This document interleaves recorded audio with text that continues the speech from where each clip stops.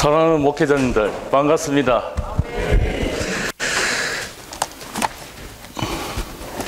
지금 우리가 계시록을 계속 추구하고 있는데 5월달까지 세미나가 마칠 때까지 계시록을 추구할 것입니다.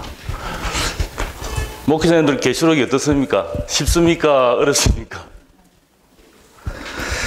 아멘. 우리가 계시록을 맨 처음 시작할 때 계시록의 주제를 다 했을 겁니다. 계시록의 주제가 무엇인가 다시 한번 우리가 인식할 때 이 계시록이 좀 쉽게 열릴 것입니다. 이 계시록은 표징의 책으로서 어떻게 그리스도가 교회를 돌보시고 또 어떻게 그리스도께서 이 땅을 심판하시고 점령하시고 그분의 신부인 교회를 하나님의 영원한 경륜 안으로 어떻게 인도하시는지 이끄는지를 보여주고 있습니다. 이 표징이라는 것이 뭔가 표징. 표징은 영적인 의미를 가진 상징이라고 말합니다. 즉 7교회를 말하는 7등대, 그 다음에 교회의 전달자를 이야기하는 7천사와 7벨들, 이긴 자를 예표하고 있는 사내 아이와 첫열매, 하나님의 경륜의 완성이 새 예루살렘, 이러한 것들이 모두 표징입니다. 이 표징을 통해서 우리는 그 비밀스러운 것을 계시를 받을 수 있다는 것입니다. 그러나 계시록이 비록 이 표징의 책이지만 우리가 이 표징에 너무 관심을 가지고 너무 세세하게 파고들려고 그러고 거기에 대한 호기심이 너무 많다면 정작 계시록에 나타나 있는 이 주제를 놓칠 수가 있다는 것입니다. 그래서 계시록의 주제는 무엇입니까? 첫째는 예수 그리스도의 계시입니다. 물론 전 성경이 예수 그리스도를 계시하고 있지만 특히 성경의 마지막 책이요, 결론의 책이요, 완성의 책인 이곳에서는 예수 그리스도의 계시를 분명하게 특별하게 나타나고 있습니다. 두 번째는 무엇입니까? 예수의 증거입니다. 예수의 증거는 곧 교회를 말합니다. 하나님의 비밀은 그리스도요, 그리스도의 비밀은 교회라고 말하는 것 같이 이 그리스도는 하나님의 증인이요, 증거요, 표현입니다. 또한 이 교회는 그리스도를 증거하고 표현하고 있습니다. 즉 이 교회는 그리스도 안에 계시는 하나님을 표현하고 증거하는 재생산이 바로 교회입니다. 그 다음 세 번째는 뭡니까? 하나님의 영원한 경륜을 말씀하고 있습니다. 이 하나님의 영원한 경륜은 그분의 우주적인 행정, 우주적인 이러한 영원함에 가지고 있다는 것이죠. 그러니까 이 하나님의 영원한 경륜은 그분의 목적을 이루기 위해서 우주적인 공간적으로는 우주적이고 시간적으로는 영원하다는 것입니다. 그래서 계시록의 주제는 세 가지입니다. 첫째, 예수 그리스도의 계시. 둘째, 예수의 증거. 셋째는 하나님의 경륜을 말하고 있습니다. 오늘은 우리가 이제 14장에 있는 첫열매들에 대해서 이제 말씀하실 건데요. 우리가 이 계시록을 치고할 때 13장에 12장에는 사내 아이를 뺀 이 우주적인 여자가 큰 용 앞에서 이 싸우는 이러한 상징을 볼 수 있잖아요. 그러면 계시록 13장에서는 하나님을 대적하고 하나님의 영원한 경륜을 방해하는 용인 사탄과 협력하는 바다에서 올라오는 적 그리스도, 땅에서 올라오는 짐승인 거짓 선지자를 보았잖아요. 그러나 우리는 14장에서는 첫열매를 볼 뿐만 아니라 첫열매 이후에 수확되는 첫열매 뒤에 일어나는 일들을 볼 뿐만 아니라 이 믿는 이들이 대다수 수확되는 이 과정을 볼 수 있고 또 이 땅에 있는 믿지 않는 악한 자들을 거둬들이는 큰 포도주 틀을 볼 수 있습니다. 그래서 오늘 14장을 하기 전에 우리 14장 1절부터 5절까지의 짧은 첫열매에 대한 이러한 내용이 있기 때문에 우리 목회자님들께서 다 같이 한번 읽어보시기 바랍니다. 14장 1절. 또 내가 보니 어린 양께서 시온산에 서 계시고 그분과 함께 14만 4천 명이 서 있는데 그들의 이마에는 어린 양의 이름과 그분의 아버지의 이름이 기록되어 있었습니다. 2절. 내가 하늘에서 나오는 한 음성을 듣는데 많은 물소리와도 같고 내가 들은 그 음성은 수금 연주자들의 수금 타는 소리와도 같았습니다. 3절. 그들이 보좌 앞에 내 생물과 장로들 앞에서 새 노래를 부르니 땅에서 값을 치르고 온 14만 4천 명 외에는 아무도 그 노래를 배울 수가 없었습니다. 4절. 그들은 여자들로 더럽혀진 적이 없는 순결한 이들입니다. 그들은 어린 양께서 어디로 가시든지 그분을 따라가는 사람들이며 하나님과 어린 양께 첫 열매로 드려지도록 사람들 가운데서 사온 이들입니다. 5절. 그들의 입에서는 거짓말이 발견되지 않았습니다. 그들은 흠이 없습니다. 아멘. 우리가 이 첫 열매를 이야기할 때 이 첫 열매는 이기는 자들의 한 부류입니다. 계시록에는 5 부류의 이기는 자들이 나와 있지 않습니까? 첫째는 계시록 6장에는 대환란 이전까지 구약과 신약에서 순교한 이들, 이 이기는 자들이라고 이렇게 또 이야기하고 있고, 계시록 12장에서는 우주적인 여자가 된 이 사내 아이가 이기는 자의 한 부류입니다. 세 번째로는 오늘 추구하는 14장에 있는 14만 4천 명의 첫 열매, 이것이 이기는 자들의 한 부류고, 네 번째로는 이 적그리스도의 박해에서 순교당한 유리바다 위에 서 있는 계시록 15장에 있는 이 이기는 이들의 한 부류가 있습니다. 이 네 가지의 이기는 부류들에 의해서 탄생한 계시록 19장에 있는 준비된 신부가 바로 이기는 자의 한 부류입니다. 또 하나가 있는데 계시록 11장에 나타나 있는 두 정인, 대환란을 다 거치고 부활해서 구름을 타고 공중에 올라간 두 정인도 이기는 자의 한 부류입니다. 그러나 우리가 여기서 이 많은 이기는 자들이 이 부류가 있지만 우리가 소망하는 이기는 자 부류는 두 부류 중에 하나가 되어야 됩니다.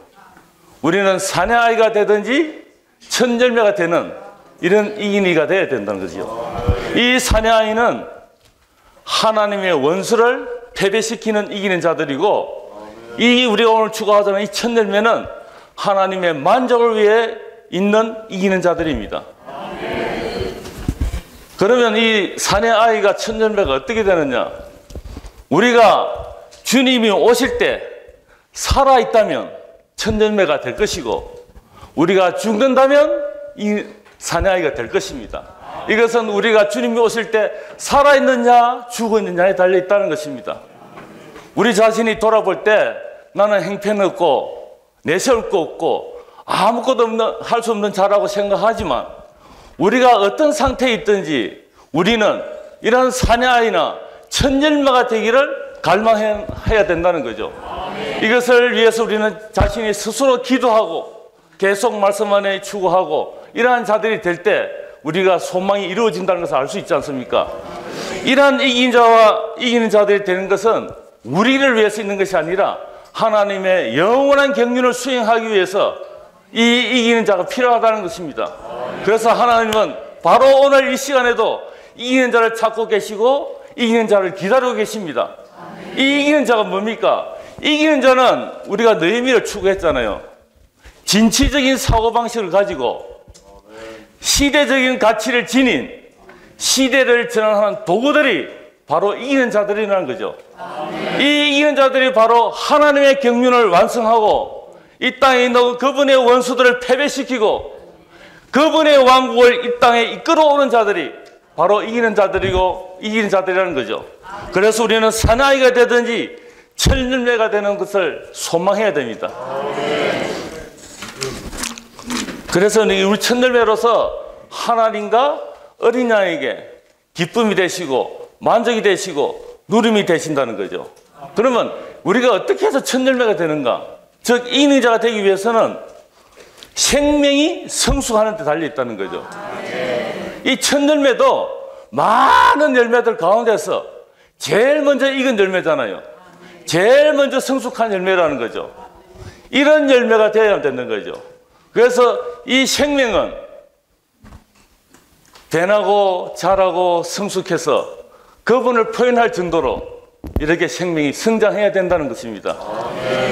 이 변화는 우리의 타고난 생명을 바꾸는 거잖아요. 이 성숙은 이 변화시키는 생명이 충만하게 되는 겁니다. 이 충만이 바로 성숙이라는 거죠. 우리가 축구할 때 보면은 이 성숙의 헬라어 단어가 뭐라고 했습니까? 종점이에요. 종점. 끝이라는 겁니다. 우리에 들어온 그들만 때 받은 이 신성한 생명이 우리 안에서 거룩하게 되고 새롭게 되고 변화되어서 하나님의 형상을 본받고 극기하는 그분과 똑같이 영광스러운 이러한 것으로 나타날 때 우리는 성숙에 이른다고 말씀하고 있습니다. 즉 생명이 충만하다고 말씀하고 있습니다. 이렇게 생명이 충만할 때 우리는 천년가 될 뿐 아니라 그분을 만족하게 할 것입니다. 그래서 그분은 여전히 일행자를 찾고 계시고 기다리고 계십니다. 즉 우리를 빨리 있도록 이렇게 기다리고 계신다는 것입니다. 주 예수님. 그래서 우리 개요를 한번 볼까요? 개요. 첫 열매 A. 하나님과 어린 양에게 들어지는 첫 열매. A. 1번. 하나님과 어린 양에게 들어지는 첫 열매는 하나님의 농작물 중에서 가장 일찍 성숙한 사람들이다. 이 초기에 이긴 이들은 하나님의 밭에서 처음 익은 사람들이 될 것입니다. 2번. 따라서 그들은 수확기 전에 거두어져서 하나님과 어린 양에게 첫 열매로 들어질 것이다. 아멘. 이 첫 열매는 살아있는 이긴 이들이잖아요. 이것은 하나님의 밭에서 제일 먼저 익은 이들이 될 것이라는 거죠. 이 익은 이들은 저 첫 열매는 곳간에 저장되지 않고 바로 하나님의 집으로 가져가야 되어 있습니다. 출애굽기 23장 19절에 보면 너는 너의 땅에서 난 첫 열매 가운데 가장 좋은 것을 여호와 너의 하나님 집으로 가져와야 한다. 아멘. 이렇게 수확기 때 처음 익은 열매는 곳간에 저장되지 않고 하나님의 집인 셋째 하늘에 있는 하나님의 집으로 바로 후거돼서 그분을 만족시켜 드릴 수 있다는 것입니다. 아멘.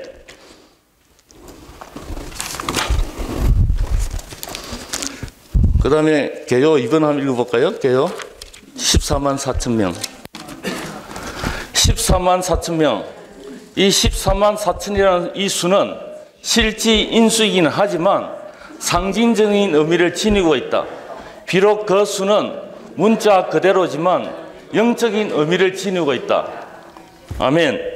우리 성경에 나타난 이 숫자의 의미를 많이 가지고 있잖아요. 1은 뭡니까? 1. 유일하신 하나님의 숫자입니다. 2는 교통과 증거의 숫자입니다. 3은 맞습니다. 3일 하나님의 숫자고 부활의 숫자입니다. 그 다음에 4는 3과 1이 더해짐으로 피조물의 숫자. 5는 4와 1이 더해져서 책임의 숫자입니다. 이 사람인 사회에 은혜이신 하나님의 일이 더해질 때 이 사람은 그 책임을 감당할 수 있다고 5를 이제 표시하고 있습니다. 그럼 7은 뭡니까? 7은 완전한 숫자입니다.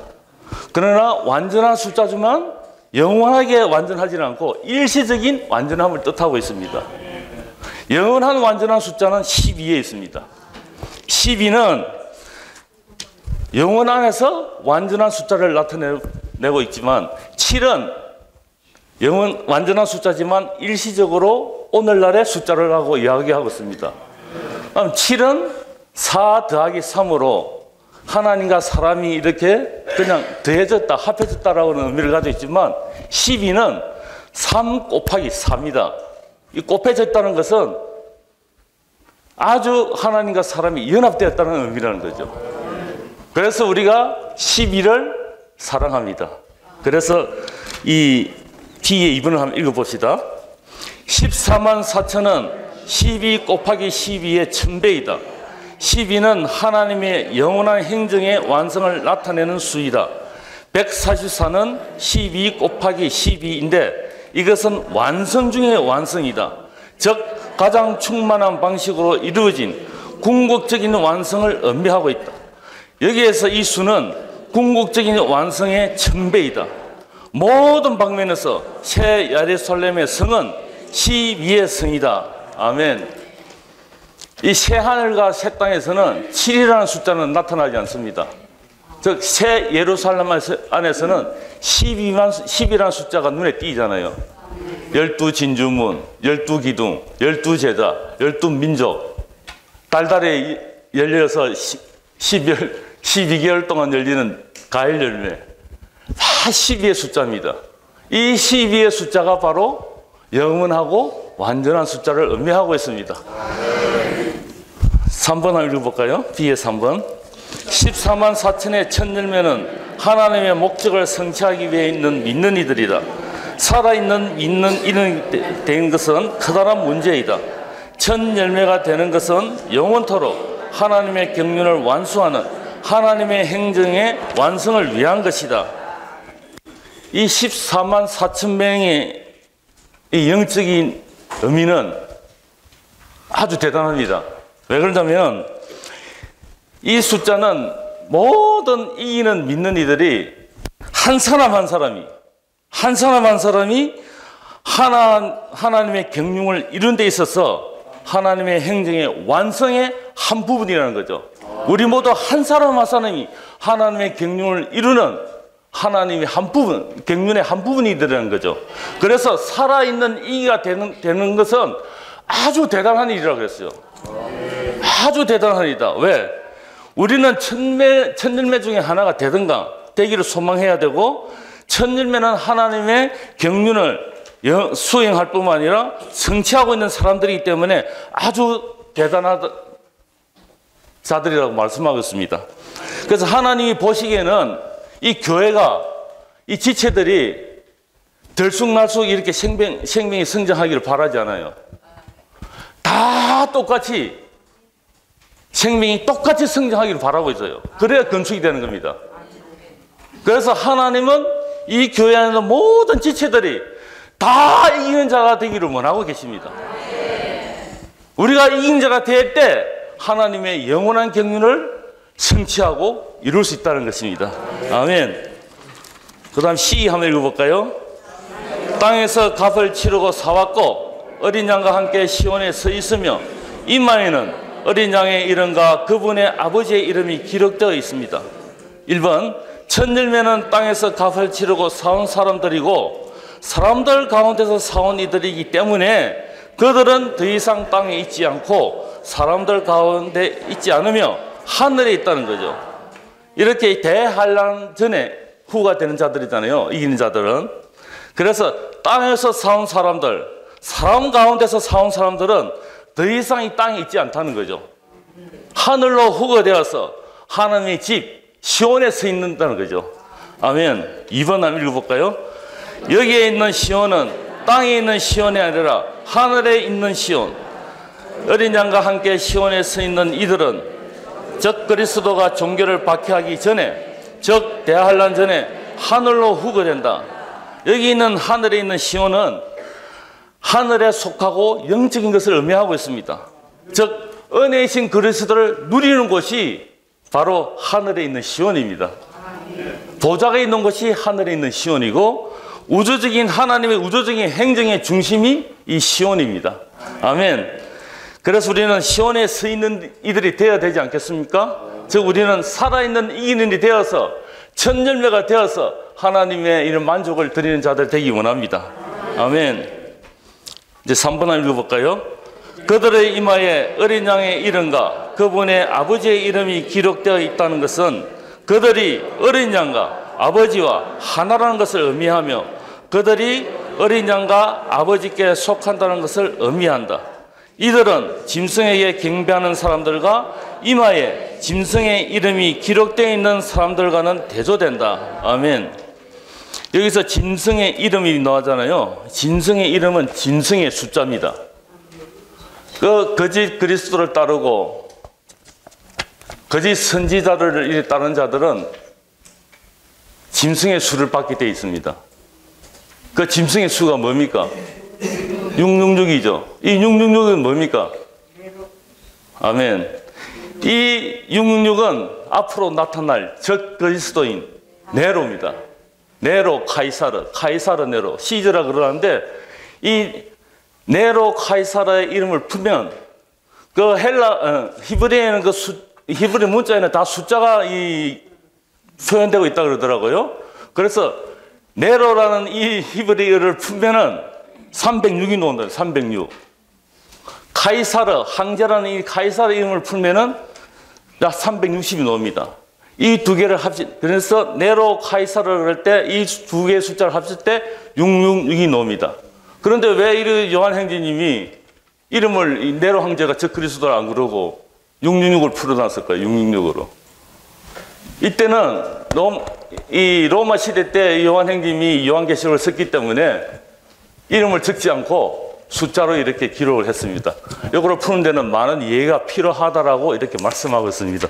아멘. 그러나 우리는 어떻습니까? 우리는 삼일 하나님의 이름을 가지고 있습니다. 아멘. 짐승의 숫자가 아니라 삼일 하나님의 이름을 가지고 있는 자들입니다. 우리가 그분으로 완전히 조성되고 그분으로 적셔지고 그분으로 침투된다면 우리는 하나님의 이름, 삼일 하나님의 이름을 가질 수 있습니다. 우리는 삼일 하나님, 즉 삼일 하나님과 그분의 어린 양 이것을 추구하고 그분으로 적셔진다면 우리가 가지고 있는 이 표현은 바로 삼일 하나님의 표현이 될 것입니다. 우리는 완전히 삼일 하나님께 속한 자들입니다. 아멘. 그다음 D 한번 읽어볼게요. 새 노래를 부름. 첫 열매 외에는 아무도 이 새 노래를 배울 수 없는데 왜냐하면 그들 외에는 아무도 그리스도를 그들처럼 특별하고 각별하게 체험하지 못했기 때문이다. 노래는 언제나 체험해서 나온다. 여러분에게 체험이 없다면 아무것도 노래할 수 없다. 죄송합니다.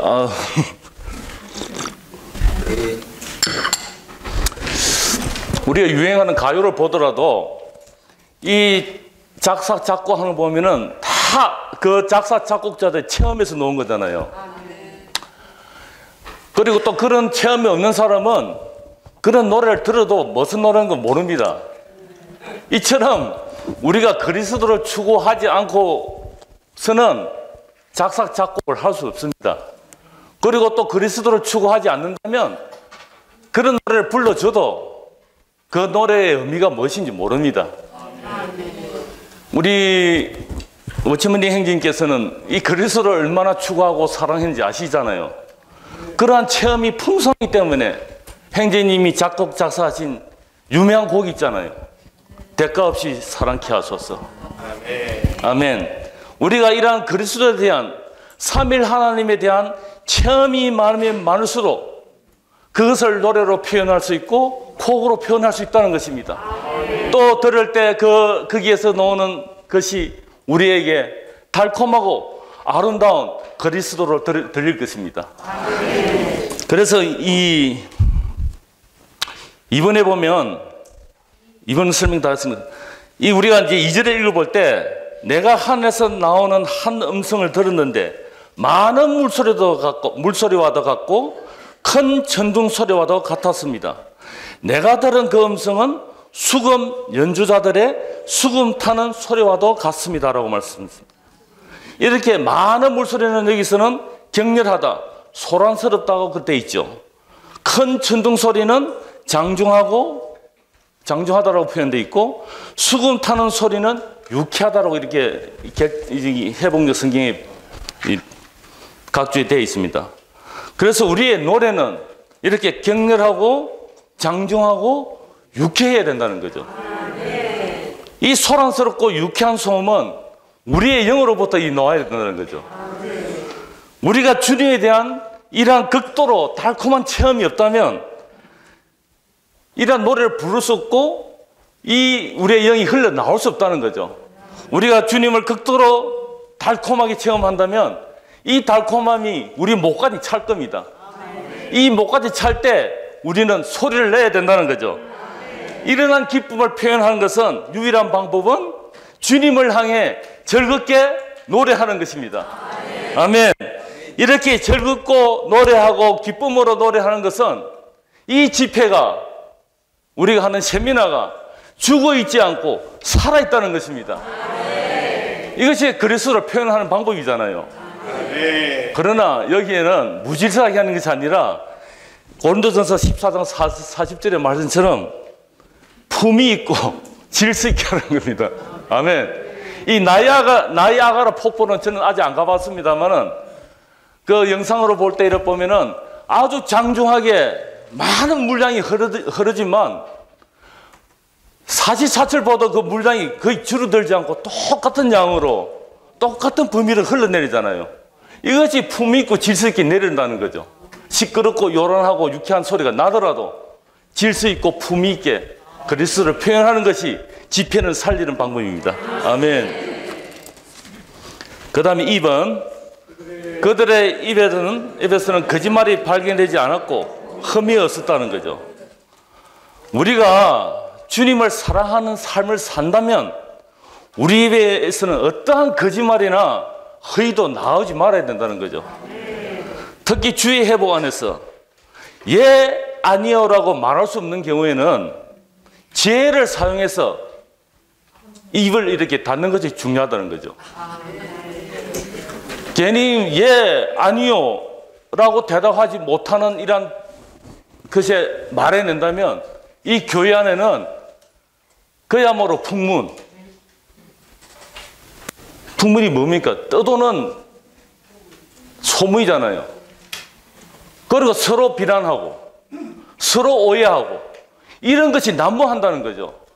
그래서 우리는 이 새 노래를 부를 때 예면 예고 아니면 아니지 다른 중간은 없다는 겁니다. 애매하게 할 필요는 없다는 겁니다.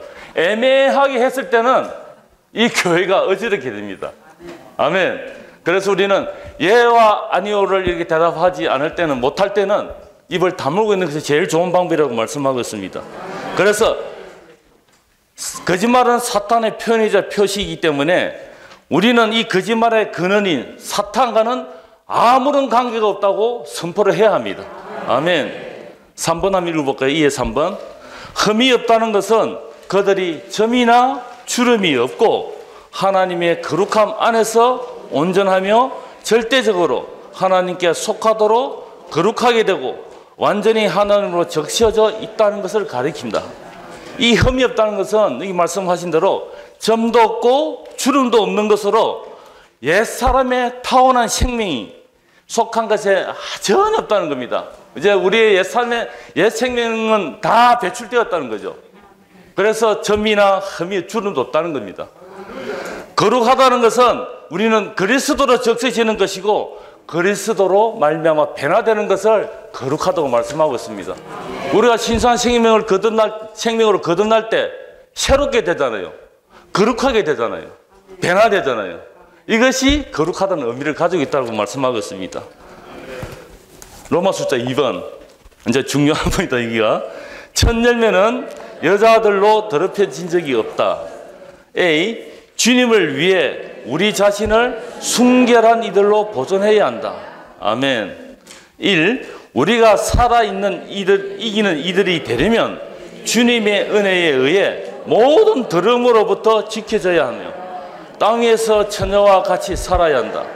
세상 사람들이 보기에는 우리가 영화를 보러 가지 않든 별로 중요하지 않다. 그러나 구원받은 이들의 눈에는 심각한 일이다. 우리가 그렇게 한다면 더럽혀질 것이다. 행제님이 라이브 스타디에서 그랬잖아요. 여자들로 더럽혀진 적이 없는 14만 4천에 이기는 자들은 모두가 동정남이다. 여기서 동정남이라고 그러면 우리 남자들만 해당하는 것 같지만 모두 처녀들이라고. 처녀들. 그래야 자매님들도 이기는 자 포함되잖아요. 이 동정, 즉 처녀의 원칙이 있습니다. 이게 뭐냐면 우리가 땅에 속한 그 어떤 것도 의해서 더럽히지 않아야 된다는 거죠. 천의의 특징이 뭡니까? 동정남의 특징이 뭡니까? 순결이잖아요. 순결. 사탄이 체계를 세워서 이 세상을 만들었잖아요. 이 세상에 있는 모든 것들은 우리를 오련시키고 더럽히잖아요. 술, 담배, 커피, 뭐 아주 혐오스러운 건 아니지만은 우리의 기호식품이지만 어쨌든 오염시키고 더럽힌다는 거죠. 인터넷, 영화 보러 가는 거, 게임, 오락 다 우리를 오염시키잖아요. 더럽혀진다는 거죠. 우리도 알게 모르게 세상에서 더럽혀진 그 자체가 오염되고 순결성을 잃어버린다는 거죠. 그래서 14만 4천에 이긴 이들은 순결을 유지하기를 힘써야 된다는 겁니다. 그래서 어쩌면 이상수 형님이 좋은 예가 있잖아요. 형제님은 많은 나라와 여러 곳에 가서 말씀을 전하고 메시지를 전하기 위해서 여러 곳을 돌아다녔었잖아요. 그 여러 곳에 가지만 숙소에 들어갈 때, 혼자 계실 때 TV를 한 번도 틀지 않았다는 거죠. 그래서 기도한 것이 주 예수님, 나는 당신을 사랑합니다. 당신을 사랑하기 때문에 나는 당신을 위해서 처녀로 남겠습니다. 주여, 나는 어느 것에도 더럽히지 않고 오염되고 싶지 않습니다. 주여, 나는 당신을 위해 자신을 지키고 싶습니다. 이러한 기도를 했다는 거죠. 우리도 이러한 처녀로서 동정남으로서 이 땅에 살아남기 위해서 기도를 이렇게 해야 된다는 거죠. 제가 이 말씀을 보고 오래전에 영업을 좀 많이 다녔거든요. 보험선에서. 혼자 갈 때도 많았는데 나도 이 말씀을 보고 야, TV도 안 보고 좀 해야 되겠다 해가지고 이제 해봤는데 한 2번 할 수 있겠더라고요. 2번. 그러나 3번째, 4번째 넘어와서는 아무도 보는 사람도 없고 나 혼자뿐인데 이거 못 틀어? 참 이렇게 순결성을 지키기가 힘든 겁니다. 아멘. 우리는 14만 4천 명의 이기는 이가 되기 위해서, 천열매가 되기 위해서 사탄의 이 체계를 씌운 세상 안에서 순결을 지키는 자들이 되기를 원합니다. 아멘. 그 다음에 B는 제가 이야기할게요. 우리가 주 예수님을 사랑함으로 그분을 위해서 순결한 처녀로 보존되기를 갈망해야 됩니다. 특히 자매님들 백화점에서 쇼핑할 때, 이건 예가 많이 나오잖아요. 백화점에서 쇼핑할 때 우리는 그분이 우리를 더럽혀지는 데서 지켜주시도록 주님을 앙망하고 주님을 주목해야 된다는 거죠. 이것이 바로 처녀가 되는 비결이라는 거죠. 우리가 처녀처럼 살기를 갈망한다면 모든 해충이 우리의 발 아래에 있다고 말씀하고 있습니다. 이 모든 해충이 뭡니까? 세상의 모든 것들이잖아요. 요한일서 2장 15절에서 17절의 말씀. 육체의 욕망, 눈의 욕망, 생활의 허세, 이런 것들이 난무하잖아요. 그래서 또 우리 이상수 형님이 또 하나 예가 있잖아요. 집회소에 가기 위해서 버스를 타고 집회소로 이동하고 있는데 내가 바라보는 모든 것, 간판, 사람들, 사무들을 보니까 세상으로 너무 가득 차가지고 도저히 보고 있을 수 없다. 그래서 눈을 감고 집회소에 도착할 때까지 이 세상을 바라보지 않고 기도를 하고 가셨다는 것이 있습니다. 그래서 우리는 세상을 바라볼 게 없습니다. 보면은 욕심이 나잖아요.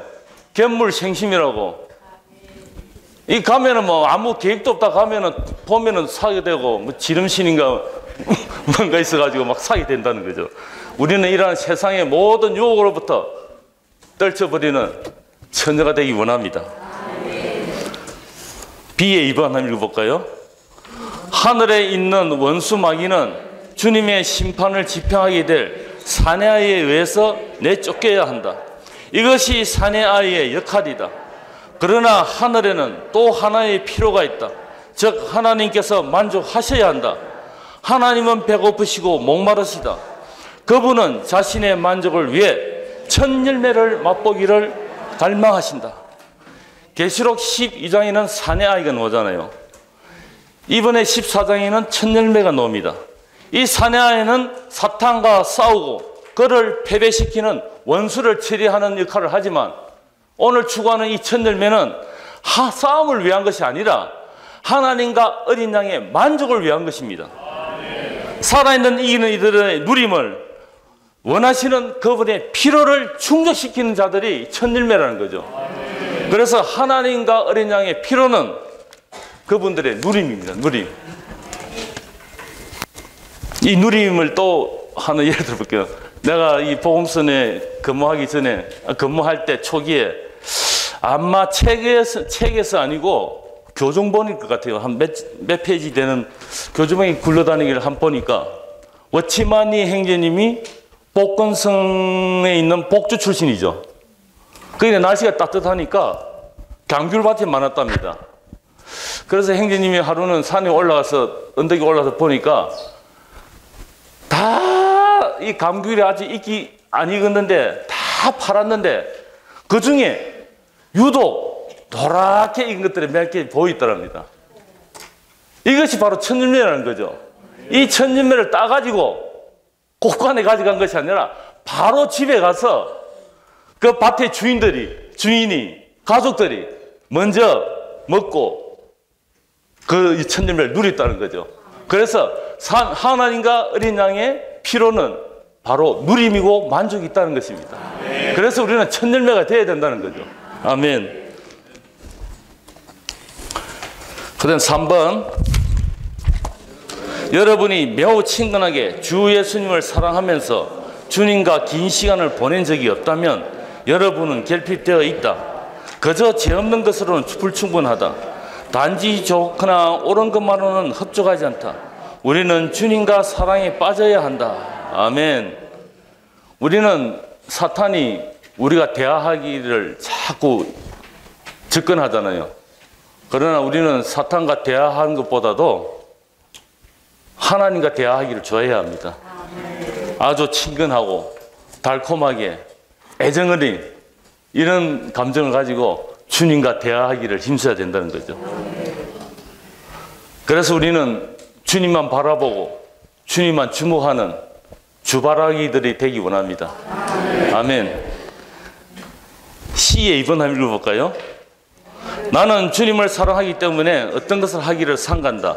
내가 그것을 할 자유가 있고 그것을 하는 것이 나쁘지 않더라도 단순히 주 예수님에 대한 사랑 때문에 나는 그것을 하지 않으려고 한다.